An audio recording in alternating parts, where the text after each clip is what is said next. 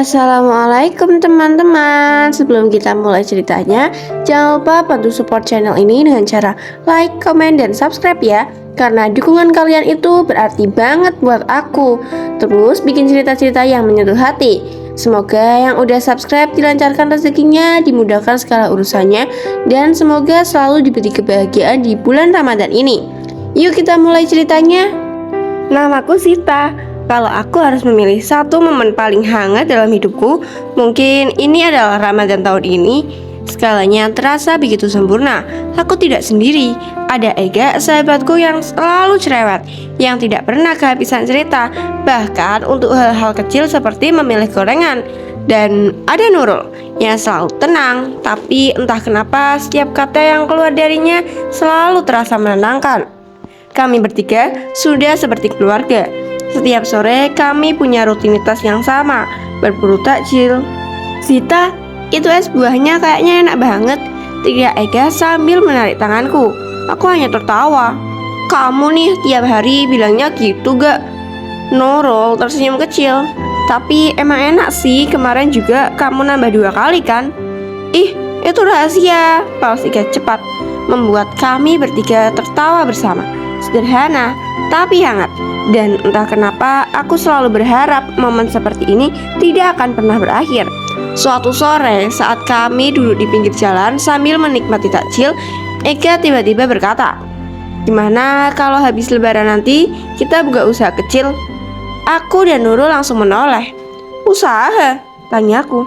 "Iya, kita kan sering bikin makanan juga. Kenapa nggak kita coba jualan biar bisa bantu keluarga juga?" Aku terdiam sejenak. Ide itu terdengar sederhana, tapi terasa besar. Nurul mengangguk pelan. "Aku setuju, kita mulai dari kecil dulu aja." Dan sejak saat itu, kami punya mimpi. Kami mulai menabung sedikit demi sedikit. Kadang hanya uang receh, kadang hasil menyisihkan dari jajan. Tapi setiap rupiah terasa berarti, karena itu bukan sekedar uang, itu adalah harapan kami. Hari-hariku berlalu dengan cepat. Ramadan semakin mendekati akhir, tapi semangat kami justru semakin besar. Kami bahkan sudah mulai merencanakan menu apa yang akan kami jual nanti.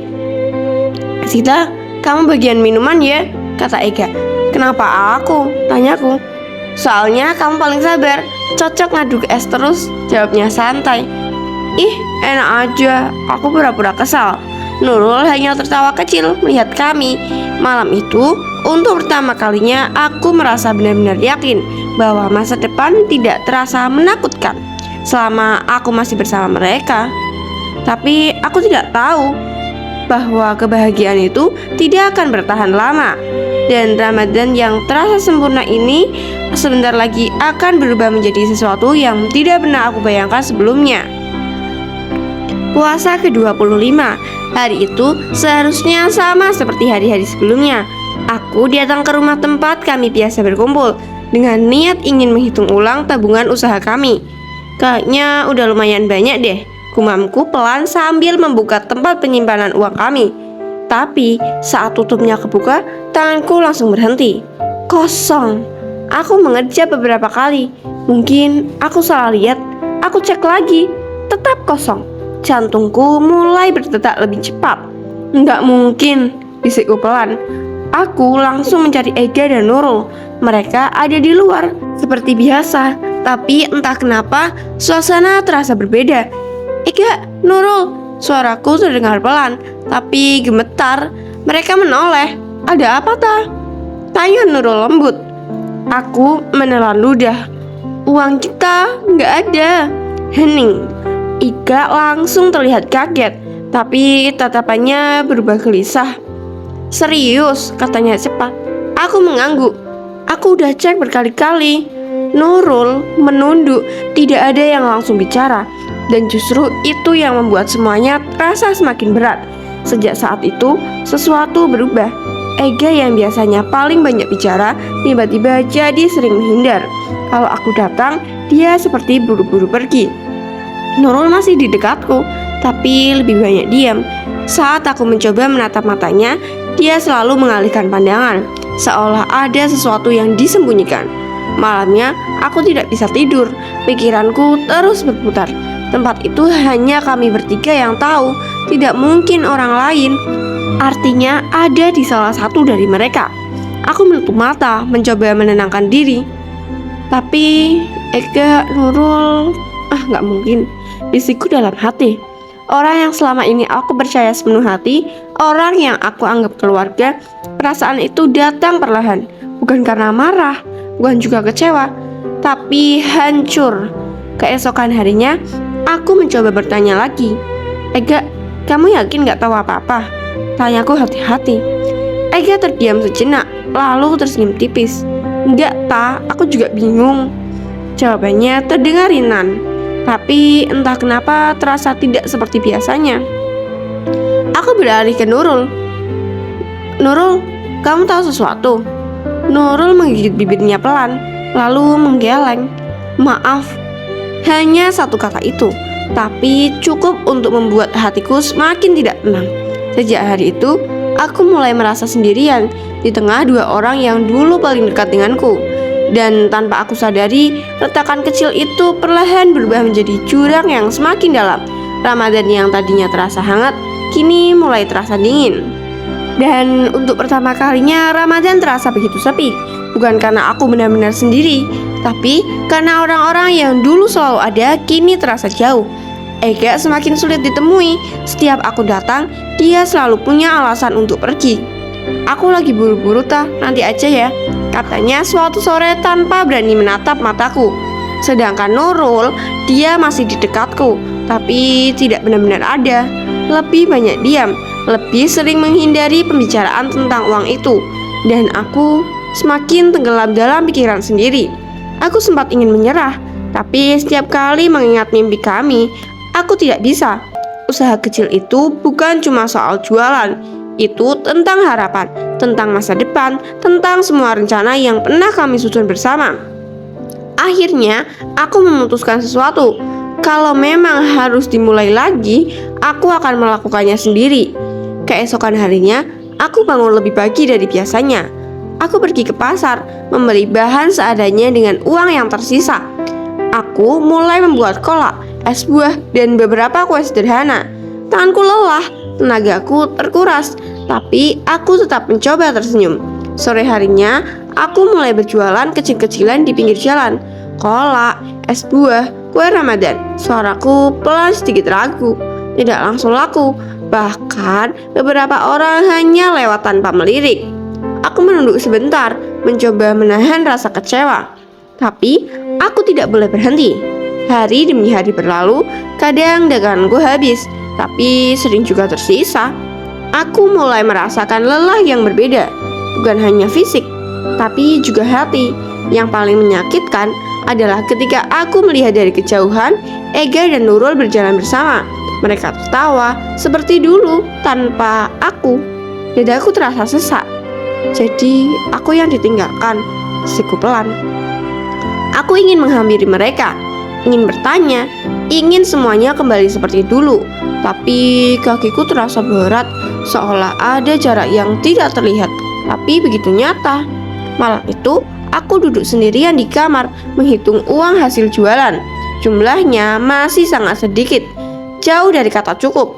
Air mataku jatuh tanpa bisa ditahan. Aku capek, bisikku. Untuk pertama kalinya aku mulai ragu, apakah semua ini masih layak diperjuangkan, atau aku hanya memaksakan sesuatu yang sudah benar-benar hilang. Tapi di dalam hati kecilku masih ada satu suara, pelan tapi tertahan. Jangan menyerah, Sita. Dan aku tahu perjuangan ini belum selesai, tapi aku juga tidak tahu seberapa kuat aku bisa bertahan. Hari terakhir puasa, langit sore itu terlihat lebih redup dari biasanya. Namaku Sita, dan hari ini aku benar-benar merasa lelah. Bukan hanya badan, tapi juga hati. Seharian tadi aku tetap berjualan seperti biasa, dengan sisa tenaga yang kupunya. Kolak, es buah, suaraku bahkan hampir tidak terdengar. Beberapa orang membeli, tapi tidak banyak. Saat matahari mulai terbenam, aku menghitung hasil dari itu. Tanganku gemetar, masih jauh dari cukup. Jauh dari mimpi yang dulu kami bangun bersama. Aku duduk sendirian di rumah, takjil di tanganku belum disentuh. Di kejauhan, suara orang-orang mulai bersiap berbuka. Biasanya di waktu seperti ini, aku bersama Ega dan Nurul bercanda, tertawa, membicarakan hal-hal sederhana. Tapi sekarang hanya ada aku dan sepi. Aku menatap langit, pelan-pelan air mataku jatuh. Aku udah gak kuat, bisikku lirih. Semua usaha yang kulakukan, semua harapan yang kupaksakan seakan tidak membawa kemana-mana. Dan untuk pertama kalinya, aku benar-benar mempertimbangkan sesuatu yang selama ini kuhindari, menyerah. Mungkin ini bukan jalanku. Kalimat itu keluar begitu saja, menusuk tapi terasa nyata. Aku memejamkan mata, membayangkan semua rencana yang dulu kami buat. Usaha kecil, kebersamaan, masa depan, semuanya perlahan memudar. Aku menarik nafas panjang, lalu membuat keputusan. Aku akan berhenti. Aku tidak akan melanjutkan usaha ini lagi. Aku akan melepaskan semuanya. Mimpi itu biarlah tetap jadi mimpi. Tak lama kemudian, suara takbir mulai terdengar, menggema di langit malam. Orang-orang menyambut kemenangan, tapi di dalam hatiku, aku merasa kehilangan. Bukan hanya mimpi, tapi juga dua orang yang paling berarti dalam hidupku. Aku menunduk, air mataku jatuh lagi. Ramadan ini kenapa jadi seperti ini? Bisikku. Aku benar-benar berada di titik paling bawah, tanpa harapan, tanpa arah, dan tanpa mereka. Aku tidak tahu bahwa di malam yang sama, segalanya akan berubah dengan cara yang tidak pernah aku bayangkan sebelumnya. Malam itu, aku masih duduk sendirian di depan rumah. Suara takbir menggema di mana-mana, tapi hatiku masih terasa kosong. Namaku Zita, dan aku pikir semuanya sudah benar-benar berakhir. Zita, suara itu. Aku langsung menoleh. Jantungku berdegup sangat kencang. Di sana berdiri Ega, dan di belakangnya ada Nurul. Aku terdiam. Untuk sesaat, aku bahkan tidak tahu harus berkata apa. Ega melangkah pelan mendekat. Wajahnya berbeda, tidak seperti biasanya. Ada rasa bersalah yang begitu jelas. Maafin aku, Ta, suaranya lirih. Aku masih diam. Semua perasaan yang selama ini kupendam bercampur jadi satu. Uang itu, lanjut Ega, suaranya sedikit bergetar. Aku langsung menatapnya. Jawaban yang selama ini kutunggu akhirnya datang. Uang itu aku yang ambil. Dunia seakan berhenti sesaat. Tapi sebelum aku sempat berkata apa-apa, Ega buru-buru melanjutkan. Tapi bukan buat aku. Aku mengernyit. Nurul maju satu langkah. Di tangannya ada sebuah kotak kecil. Aku sama Ega sebenarnya punya rencana. Dia kerja tambahan diam-diam tiap malam, kata Nurul. Aku kaget. Kerja tambahan? Ega, dia mau nambahin modal kita, biar pas lebaran kita bisa mulai usaha yang lebih besar, lanjut Nurul. Aku menatap Ega. Kenapa kamu gak bilang? Suaraku hampir berbisik. Ega menunduk.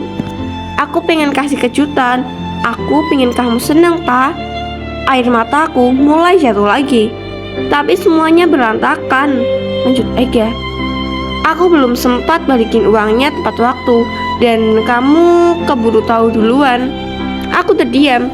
Semua potongan yang selama ini membingungkan akhirnya tersusun.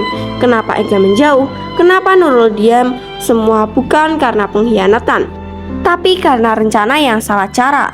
Nurul membuka kotak itu. Aku terkejut. Isinya uang, lebih banyak dari tabungan kami sebelumnya. Aku juga bantuin Ega. Ini buat kita mulai lagi, kata Nurul sambil tersenyum kecil. Aku tidak bisa menahan air mata. Semua rasa sakit, curiga, kecewa tiba-tiba berubah jadi sesuatu yang hangat. Aku menangis, tapi kali ini bukan karena sedih. Sita, kita masih bisa mulai kan? Tanya Ega pelan. Aku menatap mereka berdua, sahabatku, keluargaku. Aku mengangguk. Iya, kita mulai lagi ya, bareng-bareng. Malam itu, di bawah langit yang penuh gema takbir, kami bertiga berpelukan erat, seolah tidak ingin kehilangan lagi. Dan di saat itu, aku hampir menyerah. Ternyata takdir justru mempertemukan kami kembali dengan cara yang benar-benar tidak pernah aku bayangkan. Namaku Sita, dan Ramadan tahun ini adalah yang paling tidak terlupakan dalam hidupku. Lebaran akhirnya tiba. Pagi itu terasa berbeda, bukan hanya karena hari kemenangan, tapi karena hati kami yang akhirnya kembali utuh. Aku, Ega, dan Nurul berdiri bersama di depan rumah kecil yang kami sulap menjadi tempat usaha sederhana. Tidak besar, tidak mewah, tapi penuh cerita. Deg-degan gak? Tanya Ega sambil tersenyum. Banget, jawabku jujur. Nurul tertawa kecil. Yang penting kita jalanin bareng-bareng. Dan benar saja, hari pertama kami membuka usaha tidak langsung ramai. Tapi ada satu hal yang berbeda. Kami tidak lagi merasakan sendirian. Hari demi hari berlalu. Perlahan, usaha kecil kami mulai dikenal. Orang-orang mulai datang, mencoba, dan kembali lagi. Setiap senyum pelanggan terasa seperti hadiah. Kadang aku masih mengingat hari di mana aku duduk sendirian, menangis, merasa semuanya sudah berakhir. Tapi ternyata itu bukan akhir, hanya bagian dari perjalanan. Aku belajar satu hal penting, bahwa tidak semua hal yang terlihat buruk benar-benar buruk. Kadang kesalahpahaman yang datang untuk menguji seberapa kuat kita percaya. Dan kadang harapan justru muncul di saat kita hampir menyerah. Aku menatap Ega dan Nurul. Mereka sedang bercanda seperti biasa, seolah tidak pernah terjadi apa-apa. Dan aku tersenyum karena aku tahu kami sudah melewati sesuatu yang besar bersama. Terima kasih ya, ucap pelan. Ega langsung menoleh. Tiba-tiba banget. Nurul tersenyum. Untuk apa? Aku menggeleng sambil tertawa kecil. Untuk nggak ninggalin aku. Ramadan tahun ini mengajarkanku tentang kepercayaan, tentang kesabaran, dan tentang arti memaafkan. Karena pada akhirnya kebahagiaan bukan tentang hidup yang selalu sempurna, tapi tentang siapa yang tetap tinggal saat semuanya terasa runtuh. Dan aku bersyukur aku tidak benar-benar kehilangan mereka. Aku hanya hampir kehilangannya. Terima kasih sudah menonton sampai akhir. Kalau kamu suka cerita ini, jangan lupa like, komen, dan subscribe supaya aku bisa terus upload cerita-cerita seru lainnya. Tulis di kolom komentar ya bagian mana yang paling bikin kamu terharu. Dan buat kamu yang udah subscribe, semoga panjang umur, sehat selalu, dimudahkan rezekinya, dan semoga semua doa-doanya segera dikabulkan. Sampai jumpa di cerita berikutnya. Wassalamualaikum warahmatullahi wabarakatuh.